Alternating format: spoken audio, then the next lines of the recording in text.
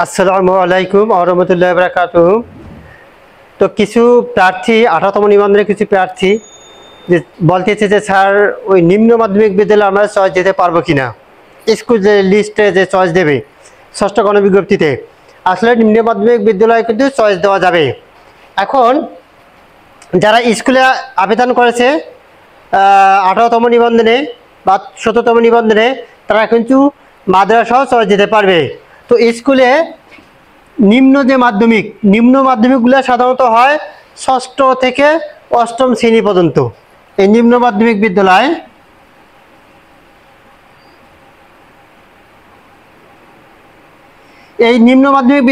বিদ্যালয়গুলো সাধারণত ষষ্ঠ থেকে অষ্টম এই শ্রেণী পর্যন্ত কিন্তু নিম্ন মাধ্যমিক বিদ্যালয়গুলো হয়ে থাকে। এই পর্যন্ত কিন্তু অনেক নিম্ন মাধ্যমিক বিদ্যালয় কিন্তু বিল হয়েছে। এখন এরপর কি উচ্চ মাধ্যমিক, যখন উচ্চ যোগ হবে তখনই কিন্তু এখানে নবম এবং দশমটা যোগ হয়ে যাবে। নবম শ্রেণী এবং দশম শ্রেণী কিন্তু এর সাথে যোগ হয়ে যাবে। এখন নিম্ন মাধ্যমিক বিদ্যালয়ে কিন্তু চয়েস দেওয়া যাবে। কেন? এখানে তো যে কোনো সাবজেক্টে তো ক্লাস নিতে হয়। আর দেখা যাচ্ছে যে যেগুলো নিম্ন মাধ্যমিক দেওয়া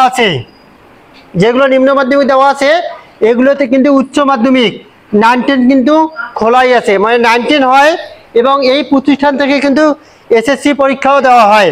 কিন্তু সমস্যা হচ্ছে যে এখানে এই নবম এবং দশম শ্রেণীর জন্য যে বিলটা, সেই বিলটা পাওয়া হয় না। বিলটা বলতে বোঝাচ্ছে এখানে কিছু এক্সট্রা টিচার লাগে।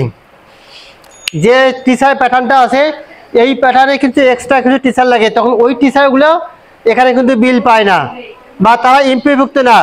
আর এখানে নিম্ন মাধ্যমিক বিদ্যালয়ে যে প্যাটার্নে যে কটা টিচার আছে ওই কটা কিন্তু এমপিভুক্ত হবে। এখন দেখতে হবে আসলে তারা যে চাহিদাটা দিচ্ছে এই চাহিদাটা নিম্ন মাধ্যমিকের না উচ্চ মাধ্যমিকের, এটা কিন্তু ফলো করে তারপর চয়েস দিতে হবে। কেন? যদি তারা উচ্চ মাধ্যমিকে দেয় এবং বিল না হয় তাহলে কিন্তু এনটিআরসিএ আপনাকে নিয়োগ দেবে, কিন্তু তা তো আর বিল করে দেবে না। তাদের কাজ হচ্ছে শুধু নিয়োগ দেওয়া, এবং যদি প্রতিষ্ঠান প্রধান যেকাল নিয়োগ দিতে বাধা দেয় তাহলে প্রতিষ্ঠান প্রধানের বিল বন্ধ করা। এনটিআরসি এর কাজটা শুধু এতটুকুই। এখন এই ইন্ডেক্স নাম্বার এমপিভুক্ত হওয়ার জন্য কিন্তু নিজেকেই কাজ করতে হবে, এবং প্রতিষ্ঠানে আসলে ওই পোস্টটা আছে কিনা এবং বিল হবে কিনা এটা কিন্তু খোঁজখবর নিজেকে নিতে হবে। তো নিম্ন মাধ্যমিক বিদ্যালয়ে চয়েস দেওয়া যাবে। আর ওখানে কিন্তু উচ্চ মাধ্যমিক অ্যাড করা আছে, তারা বিল পায় না, হয়তো কোনো না কোনো এক সময় এগুলো আবার বিল পাস হলে দেখা যাচ্ছে যে উচ্চ মাধ্যমিকেরও যে টিচারগুলো আছে ওই টিচারগুলো বিল পাবে।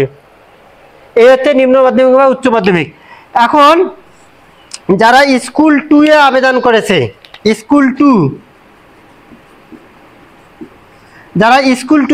করেছে, তাদেরও একই প্রশ্ন যে আমরা নিম্ন মাধ্যমিকে আবেদন করতে পারবো কিনা বা চয়েস দিতে পারবো কিনা।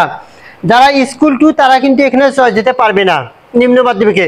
এখানে শুধু জেনারেল যে শিক্ষকগুলো ওই শিক্ষকগুলো শুধু নিম্ন মাধ্যমিকে চয়েস দিতে পারবে, মানে প্রতিষ্ঠান চয়েস। কিন্তু স্কুল যারা 2 তারা কিন্তু চয়েস দিতে পারবে না। স্কুল 2 শুধু যেগুলোতে ইবতেদায়ী আছে, অনেক কিন্তু স্বতন্ত্র ইবতেদায়ী আছে, ওগুলোতে চয়েস দিতে পারবে। শুধু স্বতন্ত্র ইবতেদায়ী যদি কাল দেয় সেক্ষেত্রে কিন্তু 1 থেকে 5ম শ্রেণী পর্যন্ত তাদেরকে ক্লাস নিতে হবে যারা স্কুল 2 এ আবেদন করেছে। শুধু ইবতেদায়ী, স্বতন্ত্র ইবতেদায়ী যেগুলোতে দাখিল আলিম কিছুই থাকে না, শুধু ইবতেদায়ী থাকে, ওখানে যদি তারা চয়েস দেয় এবং নিয়োগ পায় সেক্ষেত্রে 1 থেকে 5ম শ্রেণী পর্যন্ত তাদেরকে ক্লাস নিতে হবে। এখন তারা যদি কাল দাখিল আলিম,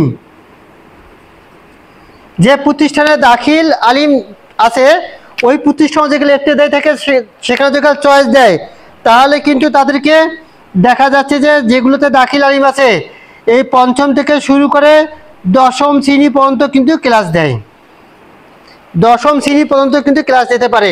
তবে অনেক দাখিল মাদ্রাসা আছে ইবতেদায়ী আছে কিন্তু ইবতেদায়ী শিক্ষার্থী নাই, সেক্ষেত্রে 1 থেকে 5মের শিক্ষার্থী খুব কম থাকে, দেখা যাচ্ছে 10টা 20টা 30টা, তখন ক্লাস খুব কম থাকে। তখন কিন্তু 6 থেকে 10 পর্যন্ত অথবা 6 থেকে 8 পর্যন্ত কিন্তু ক্লাস দেয়। যারা স্কুল 2 তে দেশে বা স্কুল 2 এ যারা যে প্রার্থীরা উত্তীর্ণ হয়েছে তারা শুধু ইবতেদায়ী স্বতন্ত্র দিতে পারবে, দাখিল আলিম যেগুলোতে ইবতেদায়ী আছে শুধু সেগুলোতে দিতে পারবে, তারা কিন্তু নিম্ন মাধ্যমিকে দিতে পারবে না।